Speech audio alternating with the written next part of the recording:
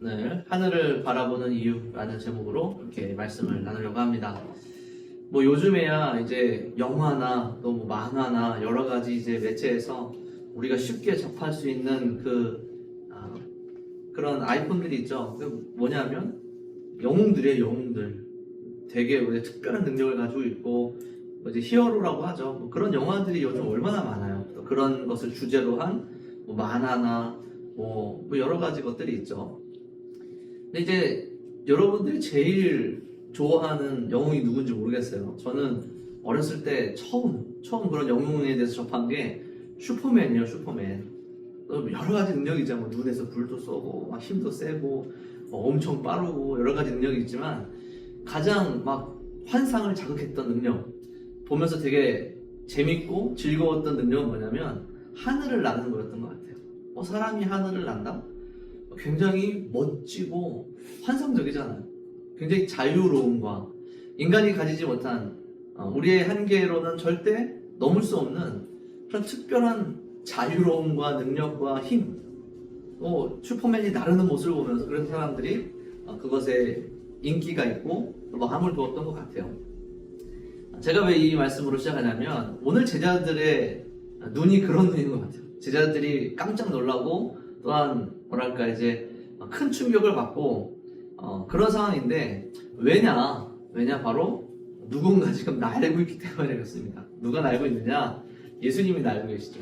오늘 말씀에 예수님이 부활하신 이후에 물론 이제 함께 제자들과 40일 동안 지내시면서 먹고 마시고 물론 이제 변화되신 영광스러운 몸으로 바뀌신 이후에는 사실 뭐 육체의 한계, 즉 먹고 마시는 것이 필요하진 않으셨어요. 그런데 40일 동안 그들과 거하시면서 먹고 마시고 그들과 대화하시고 함께 생활하신 이유는 예수님이 정말 부활하셨다라는 사실, 정말 이 살아있는 사람들, 육체를 입고 있는 사람들과 함께 지금 거하고 계시다라는 것을 더 분명히 가르쳐 주시기 위해, 분명히 경험케 하시기 위해 그들과 함께 먹고 마시셨죠. 예수님이 이제는 못 드신다고 해서 굶거나 그 굶주림 때문에 고통스러워 이런 그런 몸은 아니시란 말이에요. 그럼에도 불구하고 제자들에게 내가 지금 너희들 옆에 있다. 정말 내가 부활했고 부활한 몸으로 영광스러운 몸으로 지금 내가 지금 여기 있다라는 것을 하루 이틀도 아니고 며칠 동안이냐면 40일 동안 제자들과 함께 하셨단 말이에요. 그러니까 제자들의 어떤 그 느끼는 것들이 예수님이 하루 이틀 한 주, 두 주 거의 한 달이 되도록 한 달이 넘었죠. 한 달이 넘도록 함께 먹고 마시고 생활하시다 보니까 어떻겠어요? 예수님과 이제 이렇게 영원토록 같이 있을 수 있겠구나 라는 기대를 가졌을 수도 있고 아니면 마치 예수님이 이전에 그들과 공생했던 동안에 같이 돌아다니시면서 함께 동고동락하시면서 사역하셨던 그때를 회상하면서 너무 그때처럼 지금도 행복하다 뭐 이런 감상에 젖었을 수도 있겠죠. 근데 문제는 뭐냐면 그러한 시간이 이러한 순간이 계속 지속되지 않았다라는 거예요. 예수님이 그들과 함께 지내시고 그들에게 말씀을 가르치셨는데 우리가 읽지 않았지만 사도행전 1장 3절에 보니까 40일 동안 그들에게 보이시며 하나님 나라의 일을 말씀하시니라 라고 얘기하고 4절에 이윽고 마지막 때가 된 거예요. 예수님께서 정하신 마지막 날이 되신 겁니다. 그들과 함께하는 4절에 사도들과 함께 모이사 그들에게 분부하여 이르시되 예루살렘을 떠나지 말고 여기 있으라. 내가 약속한 것을 너희들이 기다리면서 여기 있으라. 성령의 세례를 받기 위해서 기다리라 라는 말씀을 하시고 이제 떠나실 때가 된 거예요. 그래서 예수님께서 그들에게 마지막 말씀을 하시고 떠나실 때에 오늘 묘사된 말씀처럼 하늘로 올라가시는데 하늘로 올리시는데 그냥 올리신 게 아니라 올리시는 예수님께 빽빽한 구름과 정말 눈부신 하나님의 영광이 그곳에 임재한 그 가운데에 예수님이 결국에는 제자들에게 보이지 않게 되었다. 이런 뜻이에요. 그러니까 그 모습을 바라보는 제자들이 되셔서 여러분들이 한번 상상을 해보세요. 어떻게 보고 있을까? 제자들이 지금 예수님이 지금 올라가면서 막 구름 사이로 막 조금씩 안 보이기 시작하는데 어떤 마음일까? 저는 제가 한번 이 상황에 이입해서 제자의 상황이 돼봤어요. 그러니까 점점 예수님이 안 보이기 시작하는데 왠지 모를 두려움도 있었을 것 같아요. 혹은 베드로가 경험했던 것처럼 베드로는 변화산에서 예수님의 그 변화된 모습을 이미 한번 봤죠. 예수님 십자가 매달리시기 전에 변화산에서 예수님의 변화된 모습을 먼저 경험했단 말이에요. 그때도 비슷했어요. 구름과 같이 빽빽한 곳, 하나님의 임재가 하나님의 영광이 임재한 그곳에서 막 구름이 빽빽하고 예수님의 영광을 보다가 그 구름이 싹 거치자 예수님이 이전 모습으로 다시 나타나셨어요. 그래서 평상시와 같이 다시 그들과 함께 거하셨죠. 베드로의 입장에서는 이러다가 다시 예수님 내려오시겠지라는 희망을 품었을 수도 있었을 것 같아요. 그러니까 뭔가 너무나도 영광스러운 모습에 놀라고 감격하고 감동하는 동시에 해결되지 않은 어떤 문제들이 제자들에게 있었겠다라는 거예요. 그래서 제자들은 계속해서 예수님을 눈으로 쫓으며 그 자리에서 꼼짝할 수가 없었던 거예요. 분명 예수님은 말씀으로 가르치셨고 분명 예수님은 그들에게 하나님의 나라의 일을 말씀하셨고 또 우리가 아까 말씀에서 읽었지만 그들에게 명령까지 하셨어요. 할 일을 사명을 알려주셨단 말이에요. 그들이 해야 할 일은 명확해요. 그런데 그들은 지금 어떤 상황이냐면 움직이지 못하는 상태예요. 이러지도 저러지도 못하는 상태입니다. 가장 아름다운 하나님의 예수님의 영광을 목격한 그 상태에 머물러서 이제 어떻게 해야지? 할 수 있는 거라고는 어떻게든 조금씩 사라지는 예수님의 모습을 어떻게든 놓치지 않으려고 계속 보고 있는 거예요. 계속 아주 최선을 다해 지금 보고 있는 겁니다. 뚫어지게. 그 표현이 뭐냐면 9절에 등장을 해요. 10절에 등장을 해요. 올라가실 때의 제자들이 자세히 하늘을 쳐다보고 있었다. 이게 굉장히 긍정적인 표현이 아닙니다. 부정적으로 지금 성경은 묘사하고 있는 거예요. 왜냐하면 그 모습을 보고 있던 곁에 흰옷 입은 두 사람이 천사겠죠. 천사들이 뭐라고 그러냐면 갈릴리 사람들아, 제자들아 라고 얘기하는 게 아니라 갈릴리 사람들아, 어떤 뉘앙스인지 아시겠죠? 갈릴리 사람들아 어찌하여서 하늘을 쳐다보느냐. 너희 가운데 하늘로 올리신 예수님은 하늘로 가심을 본 그대로 오시리라. 예수님 올라가신 그것을 이제 지금 끝났다라는 거예요. 너희들에게 이미 말씀하신 대로 다 말씀하시지 않았냐. 이렇게 하나님 우편으로 올리실 것을 그래서 우리가 거할 처소를 예비하러 가신다고 분명히 요한복음에서 말씀하셨는데 그 당시에 요한복음이 없었지만 어쨌든 너희들에게 직접 그렇게 말씀하셨는데 그리고 지금 그 일은 일어났고 너희들이 할 일이 있는데 왜 지금 계속해서 하늘만 쳐다보고 있느냐라고 천사는 지금 얘기하고 있는 것이죠. 여러분 우리가 그럴 수 있어요. 우리의 신앙생활이 때론 그래요. 저도 요즘에 그런 것들을 좀 느끼긴 하는 것 같아요. 우리가 참 그리스도를 만난 사건도 각자의 굉장히 감격스러운 사건이었을 거예요. 그리고 그 이후 여러분들의 몇십 년 동안 또 뭐 때로는 몇 년 동안 그리스도인으로 살아가면서 경험하는 그 은혜도 참 차고 넘칠 거란 말이에요. 그러면서 때로는 참 주체할 수 없는 그 감격과 감사함에 뭐 예배가 아닌데도 불구하고 기도하기도 하고 찬양하기도 하고 그런 참 감격스러운 하는 예수님의 영광과 은혜를 경험할 때가 얼마나 많습니까? 그럼에도 불구하고 우리는 때로 우리의 신앙의 여정 가운데에서 이러지도 못하고 저러지도 못하고 어찌할 수 없이 멈춰져 버리는 순간들도 있다라는 거예요. 막막한 순간들. 마치 오늘 이 묘사처럼 분명 예수님 계셨는데 예수님의 모습이 조금씩 희미해져서 어떻게든 안간힘 쓰며 예수님을 찾으려고 하는 그러한 시선과 눈으로 우리의 삶을 살아가는 그러한 순간들도 분명히 있다라는 것이죠. 무엇이 문제냐는 거예요. 분명히 예수님 계시다는 것도 알고 예수님을 경험했고 예수님의 약속도 알고 예수님이 영광 받으시고 하늘로 올리신 것을 제자들은 받고 우리는 믿음의 눈으로 그것을 고백하는데도 불구하고 왜 우리의 삶에서 그런 멈춰진 순간들, 머뭇머뭇하는 순간들, 두려운 순간들, 걱정되는 순간들, 또 큰 걱정과 어려움과 아픔이 아니더라도 문득문득 찾아오는 공허감과 우울함과 그러한 마음들 때문에 참 원인을 알 수 없는 힘든 일들이 우리의 마음과 우리의 삶을 괴롭히는 순간들이 참 자주 있다. 무엇이 문제인가? 라는 거예요. 무엇이 문제인가?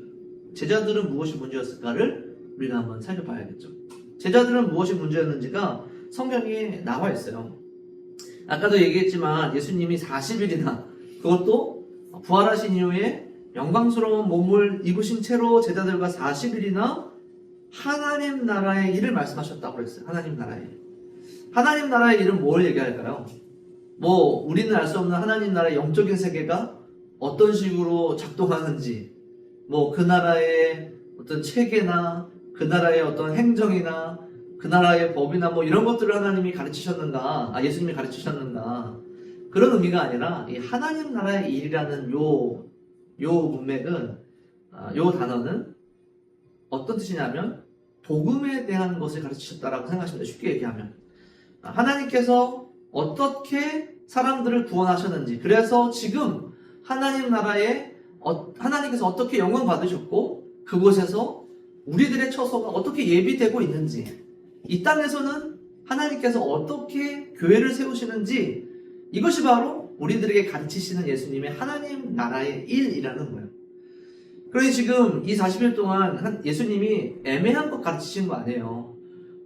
뭔가 들으면 긴가민가 가르치신 게 아니란 말이에요. 제자들에게 부활하신 이후에 나를 믿고 이제 너희들이 나의 증인이 되어서 이 복음을 전해야 될 텐데, 이 복음이 뭔지를 알아야 그들이 전할 거 아니에요.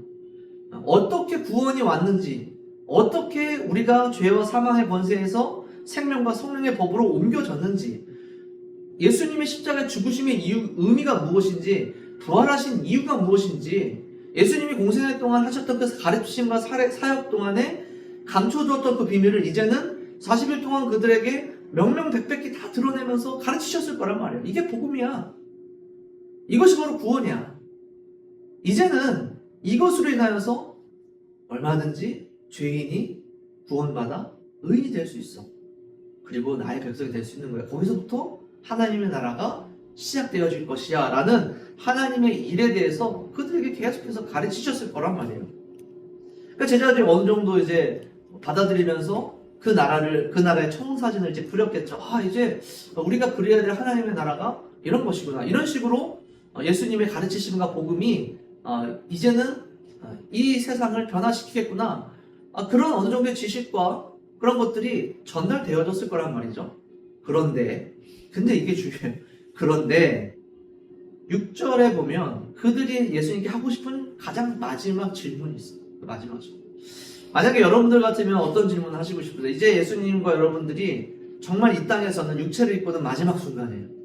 예수님과 3년 동안, 여러분들이 제자들이라면 예수님과 3년 동안 동고동락하면서 전도도 다녔고 가르침도 받고 양육도 받고 예배도 드리고 3년 동안 그렇게 지나다가 이제 예수님이 십자가에 죽으시고 부활하셔서 말씀하신 대로 하늘로 올리시기 위해서 다 모았단 말이에요.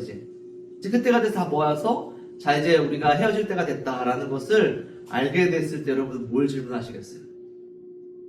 뭘 질문하시겠습니까? 예를 들어 뭐 이런 비유가 이제 좋진 않지만 조금 더 이제 여러분들 하기 위해서 비유하자면, 제가 이제 시한부를 받아서 좀 있으면 죽어요. 근데 여러분들이 저와 함께 한 3, 4년, 5년 동안 같이 이렇게 개척하면서 교회를 세우고 예배를 드리면서 신앙생활을 해왔단 말이에요. 근데 이제 제가 좀 있으면 죽어서 이제 병상에 누워있어요. 그럼 여러분들 저에게 뭘 얘기하고 싶으세요? 무슨 얘기를 하고 싶으세요? 뭐 딱히 생각이 안 날 수도 있지만 뭔가 물어보실 게 없을 수도 있어요. 그래도 이것만큼 확실하죠. 그 순간 할 수 있는 말이 마지막 말이고, 그 순간 물어볼 수 있는 질문이 마지막 하나 남았다면 그게 얼마나 중요하겠어요. 물론 그게 질문하는 사람에게 가장 중요한 질문이라는 거죠. 그러니까 이건 뭐냐면 이 제자들에게 가장 중요한 질문이라는 거예요. 이게 제자들은 지금 이 순간 이게 제일 중요한 거예요. 영순인 거예요. 영순이. 예수님의 마지막 순간, 예수님과 헤어지는 마지막 순간 그들에게 영순이었던 것은 무엇이었는가가 지금 이 질문에서 드러난다라는 것이죠.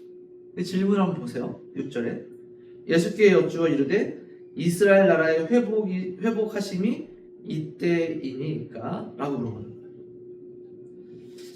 거예요. 참 이게 뭔가 우리의 마음과 생각을 강하게 두드리는 말씀이죠. 아차 싶게 하는 말씀입니다. 정말 예수님의 마지막 순간 제자들에게 가장 중요했던 것은 여전히 자신들의 일이었다라는 거예요. 물론 이것이 완전히 자신들의 일만은 아니에요. 물론 하나님의 일 가운데에 포함되어 있는 일이긴 해요. 하나님께서 이 땅을 회복시키시고 또 이 땅 가운데서 잃어버린 영혼들을 찾으시는 그 모든 사역들 가운데에 분명히 그 가운데에 포함되어 있죠. 이스라엘을 회복시키는 것이 그 가운데 포함되어 있습니다. 그곳에도 잃어버린 양이 있고 약속하신 대로 그 땅에 하나님께서 복을 주시기로 했다고 약속하셨으니 그때가 언제인지 모르겠지만 물론 이제 요한계시록을 보면 그때가 거의 마지막 때가 다 돼서야 라는 것을 우리는 알 수 있어요. 어쨌든 그때가 우린 언제인지는 알 수 없지만 예수님께서 마지막 순간에 제자들에게 가장 중요했던 것은 그 가운데에서도 나와 관련된 것이었다는 거예요. 나의 나라와 관련된 것이었다는 것이죠. 나의 영광과 관련된 것이었다는 거예요. 나의 회복과 관련된 것이었다는 거예요. 우리가 이제 계속해서 성경에서도 제자들의 모습을 보면서 이거 봐라. 예수님께서 온 세상을 위한 메시아로 이 땅에 오셨지만 제자들은 또 유대인들은 계속해서 이스라엘의 메시아를 기다리고 있다. 자기 자신들만의 왕을 기다리고 있다. 라는 그런 얘기들을 종종 했을 거예요. 오늘 이 이야기도 그와 비슷한 맥락이지만 그것보다 우리에게 조금 더 고민해야 될 것은 우리와 정말 비슷한 부분이라는 거예요. 이런 것들이. 우리가 믿음 생활하면서 우리의 삶과 나의 일과 또 나의 비전과 나에 관련된 모든 것들이 이미 하나님의 일 가운데에 포함되어 있다고 생각하면서 살고 있어요. 우리는. 실제로 그래요. 뭐 저희도 마찬가지죠. 카페로 일을 하는 것도 마찬가지고 또 우리가 일을 하고 돈을 버는 모든 것들도 사실은 저희는 사역을 위해서 한다고 생각을 하고 아마 여러분들도 비슷할 거예요. 여러분들이 직장을 구하는 것, 또 지금 일을 하고 있는 것, 또 여러분들이 뭐 생활을 하고 있는 모든 것들이 그래도 나는 그리스도인으로서 이 땅 가운데 하나님의 일을 하기 위하여서 하고 있다라고 생각할 거예요. 그러나 때로 우리를 머뭇하게 하는 일들이 일어나요. 우리를 멈추게 하는 일들이 일어나고 우리를 절망하게 하는 일들이 일어나고 눈물 짓게 하는 일들이 일어나요. 우리를 낙심하게 하는 일들이 일어나요. 그런 일들이 언제 일어나느냐? 그게 다 나와 관련된 일이 어려워질 때 나와 관련된 일이 더 중요한 것이죠. 그것이 해결되지 않으면 아무리 하나님이 살아계시던 아무리 예수님이 살아계시던 예수님께서 하나님 우편에서 우리를 위해서 중보하시던 우리의 입으로는 여전히 주님께서 살아계십니다라고 사도신경에서 계속해서 매 예배마다 고백하고 있는데 하나님 우편에서 여전히 왕으로서 제사장으로서 선지자로서 여전히 그 사역을 지금도 우리를 위해서 하고 계시다라고 입으로는 고백하고 있는데 막상 우리의 삶 가운데서 더 중요한 나에 관한 일, 나의 삶에 관한 일 이러한 문제들이 같이 얽힐 때에는 어찌할 줄 모르는 거예요. 움직일 수가 없는 거예요. 굳어버리는 것이죠.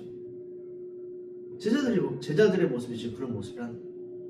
그들이 해결되지 않은 것, 여전히 해결되지 못하고 있는 것, 그들에게 질문인 것, 예수님이 사라지시는 마지막 순간까지 희미해지는 예수님이 왠지 모르게 안타깝고 불안하고 뭔가 깨름직한 이유가 무엇이냐면 이들에게 여전히 가장 중요한 일이 있었다라는 거예요.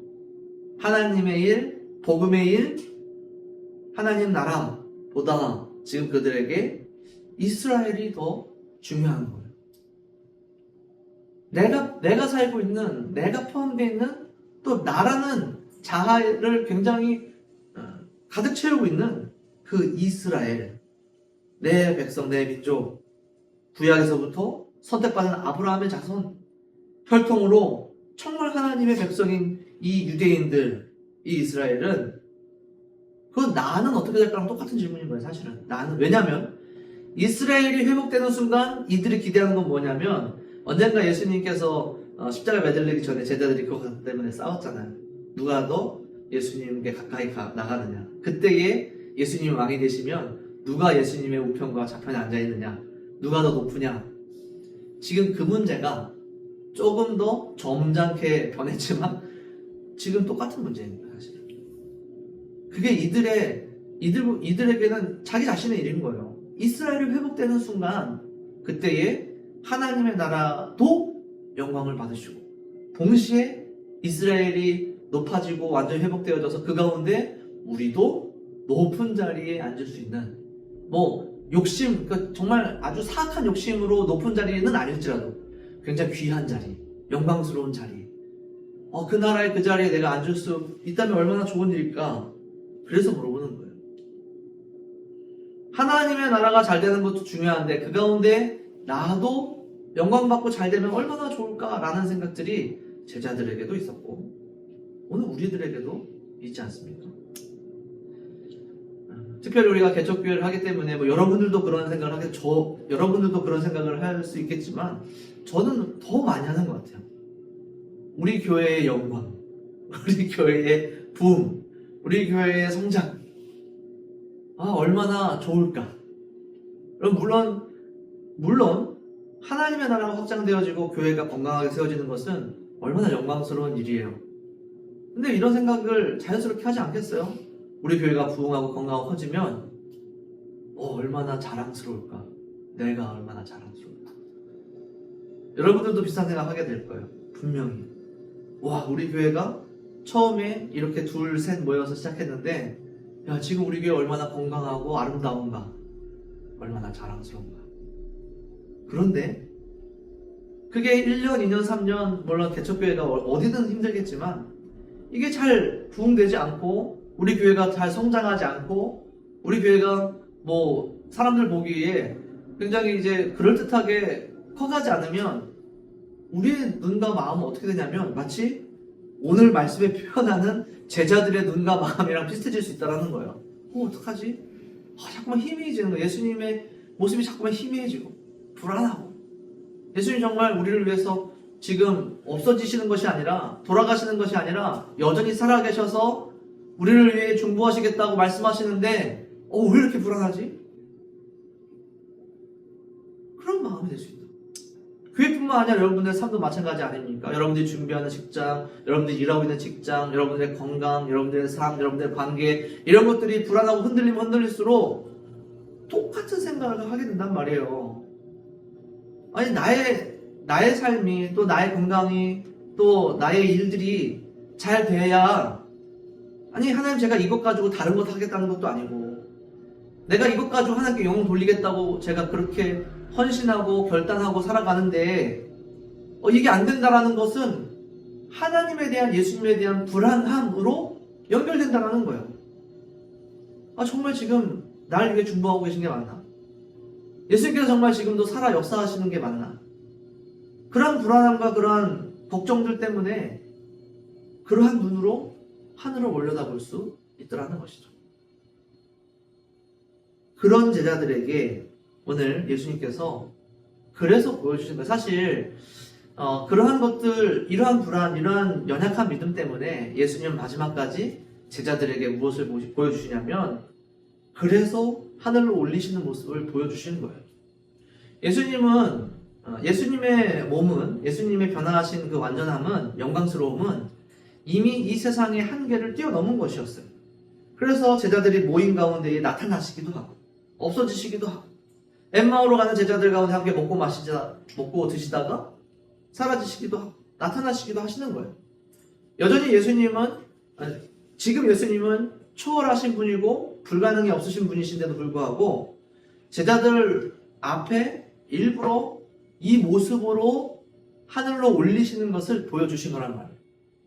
그들의 믿음을 위해서, 그들의 흔들리는 마음을 위해서. 그 모습이 어떤 의미인지 제가 이번 주에 설명을 드렸죠. 예수님이 하늘로 올리시면서 마치 슈퍼맨처럼 저 대기권과 성층권과 저 대륙권과 10권을 뚫고 쭉 올라가시는, 그래서 정말 개미만큼 이렇게 조그맣게 없어지시는 그런 모습을 묘사하시는 것이 아니에요. 하늘로 올리시는 중은 맞는데 그렇게 안 보이신 것이 아니라 구름으로 빽빽하게 둘러싸여지셔서 그렇게 안 보여지시는, 이게 어떤 의미인지 여러분 아시죠? 구름이 빽빽히 모인다는 이것은 그 자리에, 그곳에 지금 하나님이 임재하셨다라는 거예요.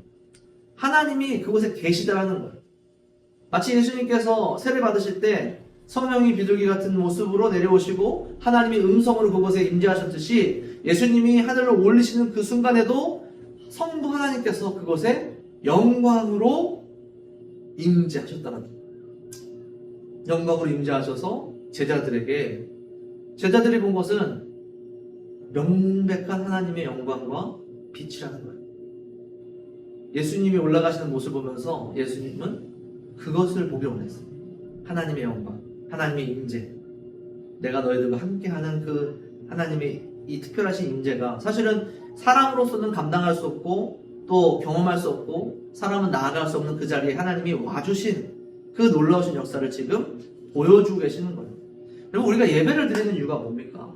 우리가 여러분들 개인적으로 경건 생활을 하는 이유가 뭐예요? 여러분들이 집에서 말씀을 보고 기도하는 이유가 뭡니까?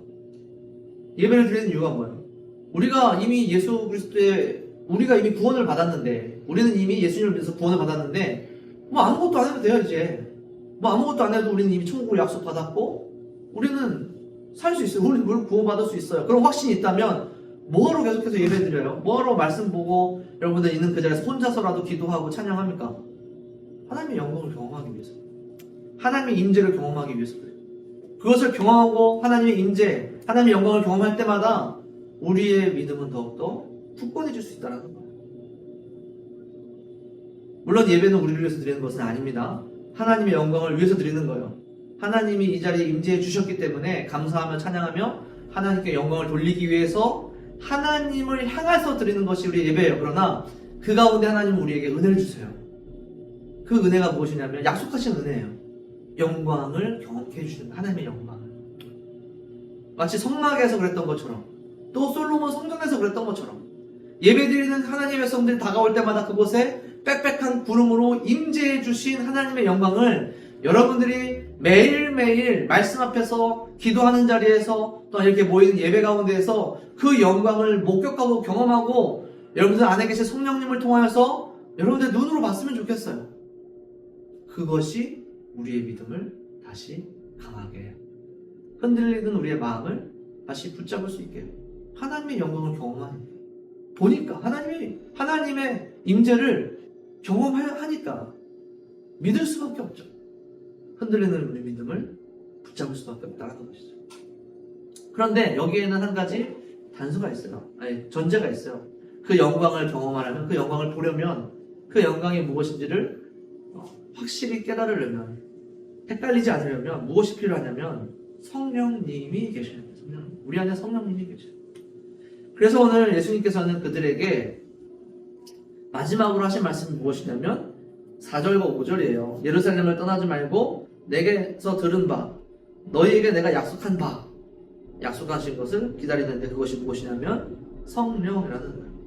여러분들 안에 성령이 있다는 것이 예수님께서 우리에게 약속을 지키셨다는 증거, 예수님이 지금도 살아계신다는 증거, 내 안에 지금 성령님이 계심을 계속해서 경험하고 확인하는 것이 예수님이 지금도 하나님 우편에서 우리를 위해서 중보하고 계시다는 것을 입으로만 고백하는 것이 아니라 진실로 우리의 마음으로 믿을 수 있는 증거가 된다는 거예요. 그것이 바로 성령님의 내주하심이라는 겁니다. 여러분, 그래서 여러분들 안에 성령님이 계시다는 사실을 여러분 계속해서 확인하시기 바라요. 내 안에 성령님이 계시는가? 내 안에 성령님이 계시는 것을 어떻게 확인하죠? 내 안에 성령님의 음성이 들리는가를 먼저 확인해 봐야겠죠. 말씀을 통하여서, 기도하면서, 내 안에 양심을 통하여서 여러 가지 방법으로 어떤 것이로든 성령께서 하나님의 음성을 내 안에서 들려주시는가, 하나님의 뜻을 알려주시는가를 여러분 들여다보세요. 살면서, 말하면서, 누군가와 관계하면서, 내 본성과 또한 내 육체의 소욕과 또 그것이 말하는 말만 듣지 마시고 그것과 대척점에 있는 내 육체의 소욕을 거리끼는 성령의 간구하심이 내 안에 있는 거를 여러분들 매일매일 한번 경험해 보시기 바래요. 들여다보시기 바래요. 저는 잘 모를 수도 있어요. 목사님, 저는 그 성령님의 내 육체의 소욕과 거리끼시는 성령님의 그 말씀을, 음성을 듣기가 참 어려울 수 있어요. 왜냐하면 저는 사실 어렸을 때부터 모태신앙으로 자라서 저 생각하는 것, 말하는 것, 또 행동하는 것 모든 것들이 거의 말씀과 일치해서 그런 음성을 듣기가 좀 어려워요 라고 생각할 수도 있는데, 그리고 성경에 그런 사람이 등장해요. 부자 청년 등장하잖아요. 관리인 부자 청년. 예수님께 어떻게 하면 구원 받겠습니까? 예수님께서 말씀한 율법 안에서 행한 모든 것들을 따라 행해라. 그랬더니 저는 이미 다 행하고 있습니다. 그러니까 거리낌이 없다라는 거예요. 예수님이 그러죠. 그럼 네 재산 다 팔고 가난한 자들에게 나눠주고 나를 따라라. 그랬더니 근심해서 돌아가잖아요. 그럼 그럴 수는 없어요. 우리가 육체를 입고 있는 이상 우리가 말씀 안에서 거리낌 없이 너무 완벽하게 살아서 내 안에 성령님께서 항상 성령님께서 너무 편하셔. 말할 것이 없어. 나에게 말할 필요가 없어. 나는 그런 삶을 살고 있어요. 그런 사람 없습니다. 그럴 수 없어요. 착각하고요. 그렇다면 내 안에 성령님의 음성을 못 듣고 있다는 것이죠. 곰곰이 여러분 매일매일 기도하면서 매일매일 아침에 일어나 혹은 자기 전에 곰곰이 하루의 삶을 되돌아보면서 기도해 보세요.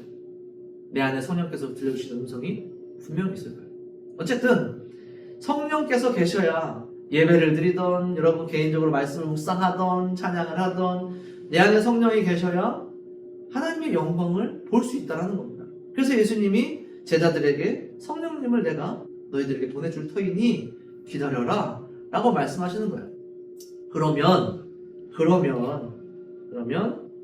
이 8절 유명한 말씀이죠. 오직 성령이 너희에게 임하시면 너희가 권능을 받고 예루살렘과 유대와 사마리아와 땅끝까지 이르러 내 증인이 되리라 라고 말씀을 하신 거예요. 우리가 이게 단순히 그냥 복음 전체에서 우리를 향한 복음을 전하라고 하는 어떤 지상 명령으로 우리가 알고 있죠. 맞아요. 그게 이제 중요한 말씀이고, 오늘 이 상황에서는 예수님이 굉장히 제자들의 상황을 잘 안 거예요. 제자들이 처한 지금 마음을 잘 안 거예요. 그들에게 나의 일이 더 중요하고, 물론 그것이 내가 생각할 땐 하나님 나라의 일이겠지만 나와 관련된 일이 더 중요하고, 그래서 하나님이 우리에게 말씀하신 또 하나님의 계획은 2차적으로 좀 밀려져 있는 그런 상태의 이 제자들에게 오늘 말씀의 7절과 8절은 정반대로 역전되는 말씀인 거예요. 잘 보세요. 7절에 보면 너네들이 궁금하고 있는 그 이스라엘이 하나님의 나라로 회복되어지는 그 때와 시기는 아버지께서 자기의 권한이 두셨으니 너희가 알 바가 아니에요. 어떻게 보면 굉장히 무시하시는 거 아닙니까? 이거 굉장히 중요한 문제예요, 예수님. 이거 우리에게 정말 중요한 문제예요. 우리가 지금 몇백 년 동안 지금 우리 민족이 억압받고 독립하지 못하고 계속해서 우리의 땅도 못 찾고 우리의 성전도 못 찾고 이렇게 살아가고 있는데, 예수 어떻게 그렇게 얘기하십니까? 이거 물론 이제 조금 기다려라, 아니면 이것보다 내일이 더 중요하니 요거 먼저 하고 다음에 해줄게, 이 정도도 아니고 너희들은 알 거 없다 라고 딱 잘라서 너희가 알 바 아니요 라고 얘기하시는 것은 예수님 이거 너무하신 것 아닙니까? 우리도 마찬가지잖아요. 물론 예수님, 하나님의 나라도 중요하고 교회도 중요하고 복음 전하는 것도 중요하고 우리 이 지역에 예수님을 알지 못하는 이들이 구원받는 것도 너무나도 중요한 일인데, 예수님 우리 먹고 사는 일도 중요하잖아요. 그죠? 예수님, 하나님 나의 삶을 잘 지키고 세워가는 것도 너무나도 중요한 것 아닙니까? 나와 관련된 일도 중요한데 어떻게 이렇게 말씀하십니까? 라는 것이죠. 완전히 예수님이 역전시켜서 얘기하고 있는 거예요. 그것보다 물론 그것이 너희들에게 굉장히 중요한 일이겠지만 너희들의 나라, 또 너희들의 삶, 너희들의 인생, 그것이 완전히 회복되어지는, 마치 천국에서 사는 것처럼 완전히 회복되어지는 그때는 아버지께서 자기의 권한을 그러니까 하나님께서 정하신 때가 있으니 그것은 너희가 알 바가 아니고 너희들이 알 바는 무엇이냐면 지금 너희들이 가장 크게 알 바, 가장 중요하게 알 바, 너희들이 가장 심각하게 생각해야 될 알바, 고민해야 될 것은 무엇이냐? 그것이 바로 8절이라는 거예요. 예루살렘과 온 유대와 사마리아와 땅끝까지 이르러 내 증인이 되는 것. 내가 40일 동안 너희들과 계속해서 얘기했던 하나님 나라에 관한 일, 그게 너희들에게 영순위가 되어져야 된다라고, 그렇게 하라 라고 명령하시고 계신 것이죠. 그런데 이것이 그냥 되는 것이 아니라고 얘기해 드렸어요. 예수님이 그래서 약속하신 거예요. 성령을 기다리라고 얘기하시고, 그리고 성령이 너희에게 임하시면 그때에는 지금까지는 너희가 너희 자신을 위해서 살았다면 이제부터는 너희가 주를 위해서 살아갈 수 있게 될 것이다 라고 약속하고 계십니다. 아무도 아멘을 하지 않으시는데 나를 위해서 사는 삶이 아니라 주를 위해서 사는 삶, 사실 아멘하기 힘들죠. 그러나 정말 예수님의 영광, 하나님의 영광, 하늘로 올리시는 그 영광을 목격하고 지금도 살아계신 예수님의 하나님 우편에서 중보하고 계시는 예수님의 살아계심을 입으로 시인하여 고백하고 정말 성령님을 받아 성령님이 오셔서 내 안에 성령님이 계셔서 하나님의 영광을 매일매일 목격하며 살아가며 그 음성을 들으며 살아가는 하나님의 백성들은 성령이 임하시면 땅끝까지 이르러 주의 증인이 되는 삶을 최우선으로 삼고 살아가는 주의 백성들이 될 수 있다라는 사실을 꼭 기억하시기 바랍니다. 여러분 각자의 모양은 다르지만 우리의 직업도 다르고 우리가 사는 곳도 다르고 우리의 연령도 다르고 우리의 습관과 성향 뭐 수많은 것이 우리가 다르지만 가장 중요한 한 가지는 동일해야 돼요. 우리의 삶의 목적과 목표와 가장 중요한 영순위가 무엇이냐? 증인이 되는 것이지. 예수님의 증인이 되는 것입니다. 그런 삶을 살기 위해서는 그런 삶을 살아가다 보면은 똑같은 문제가 계속해서 반복돼요. 똑같은 문제가 지겹도록 반복돼요. 내 삶의 문제, 나의 문제, 내 것의 문제가 계속해서 반복됩니다. 그럴 때마다 움찔움찔 하실 거예요. 흠칫흠칫 하실 거예요. 그래서 여러분 물론 잠깐 제자들처럼 하늘을 향하여서 자세히 어찌할 바를 몰라 자세히 그 간절한 눈으로 멈춰져 있을 때도 있겠지만 결국에는 믿음으로 이기시길 간절히 소원해요. 우리가 사도신경으로 믿음을 고백하는 그 순간마다 하늘에 오르셔서 지금도 살아계셔서 그냥 쉬고 계신 것이 아니라 하실 일이 없으셔서 그냥 앉아 계신 것이 아니라 가장 권세 있는 그 자리에서 가장 능력이 위임된 맡겨진 그 자리에서 우리를 위하여서 중보하고 계시다라는 그 사실을 믿고 여러분들의 삶, 여러분들의 이 땅에서의 삶뿐만 아니라 영원한 삶 속에서도 항상 믿음 흔들리지 않고 굳건하게 주님 바라보며 살아가시는 여러분들이 되시기를 간절히 축원합니다.